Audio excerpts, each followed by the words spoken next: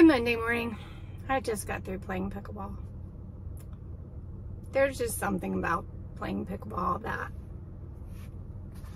God is just trying to sanctify me, I guess. There has been nothing in my life that has kind of exposed things in me quite like pickleball. And here I am a year and a half later, still feeling like I'm playing whack-a-mole.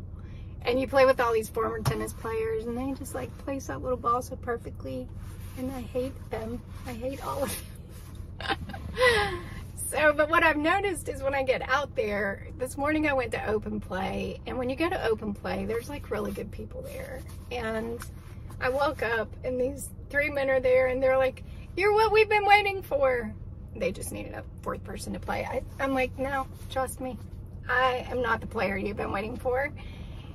But anyway, I ended up playing with 2 men and another lady that I never played with before. And when I say it takes every ounce of courage I possess in my entire 5'2" frame to get out there with strangers, I'm not joking with you. It takes everything I have. And what the Lord has been highlighting to me, and it was really highlighted today, is this just place of rejection in me that the enemy just targets. And I've said often, the Lord doesn't bring up things until it's time and we're ready. And so he really has been pressing on me this place of rejection that has just lingered longer. And I actually think I'm going to add the rejected heart to the Reclaiming Your Heart book, because I've encountered it so much in myself lately and in conversations with other people.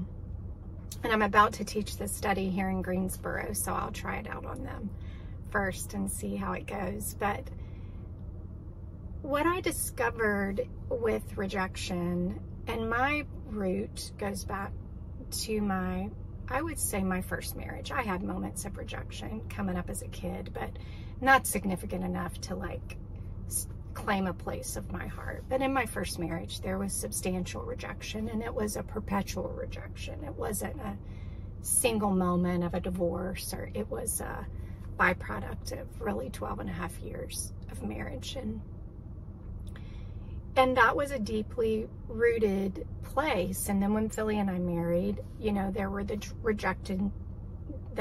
rejected pieces of what motherhood would look like and being a bonus mom, and just the journey that has been. And so the Lord has really been highlighting it for me. So when I go to those places, I try to go back to first, what is it speaking to me? And the 2 words that keep coming up inside of it is devalued. Another word would be insignificant, and an inconvenience. When I feel like I'm an inconvenience to someone, it really pricks that place of rejection for me. And I don't know about you, but sometimes when we're inconvenienced, then we just combat it with like, I'll do it myself. You know, we can just get our rear on and, you know, make our own statements or agreements, if you will, of what we will and won't do.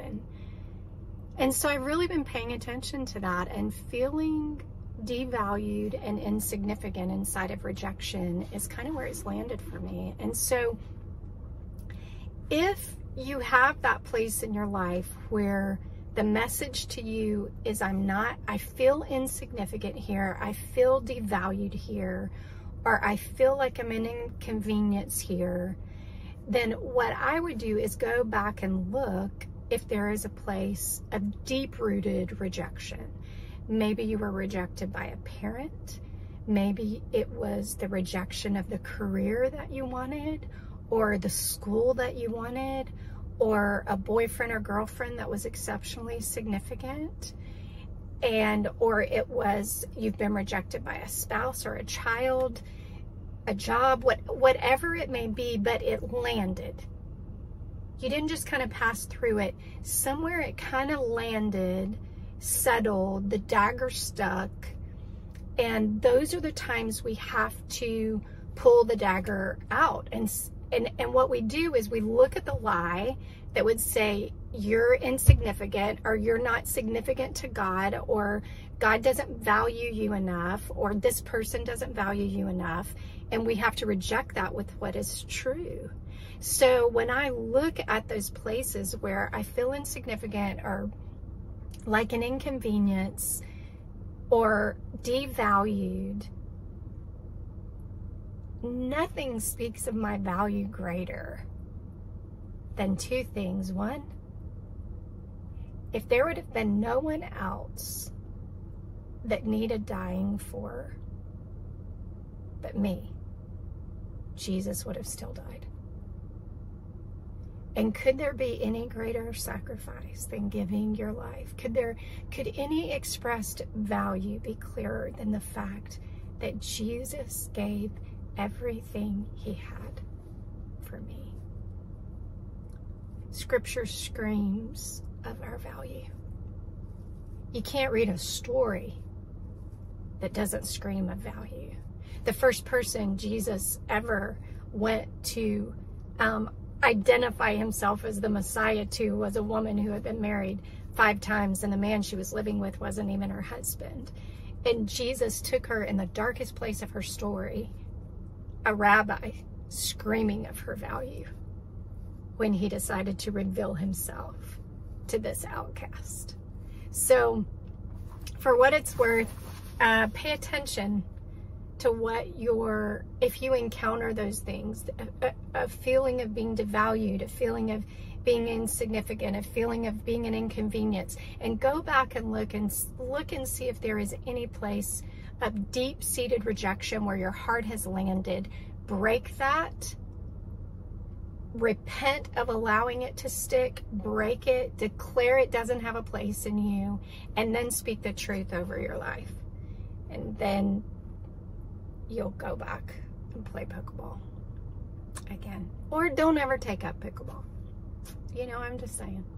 Find a solo sport like swimming. It's quiet. You're alone with your own thoughts. You can pray.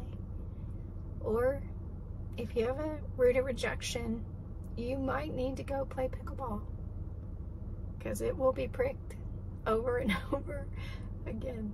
That's my word for you on this Monday morning.